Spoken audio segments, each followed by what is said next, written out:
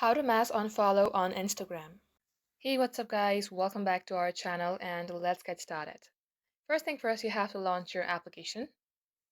Once it is so, make sure that you are logged into your specific Instagram account. And now there is no direct way where you can go ahead and simply unfollow people. Except for this, tap on following and simply unfollow all the people that you have followed. But if you would like to do it in bulk, here's that one thing that you can try. Tap on the three bar icon. Scroll all the way below, and here you will see help. Open it. Here tap on report a problem. Tap include and continue. At this section, you have to type in that you would like to mass unfollow people on Instagram and also make sure to include a solid reason.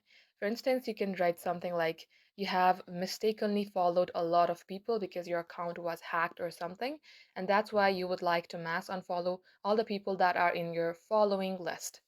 Once it is, so if you have a screenshot that you would like to attach, you may go ahead and do that by tapping on this upload button. Once done, tap on send button right here. Wait for a couple hours till Instagram replies you back, and just like so, this is the only way you can mass unfollow people on Instagram. Thank you all for watching. We will catch you up in our next upload.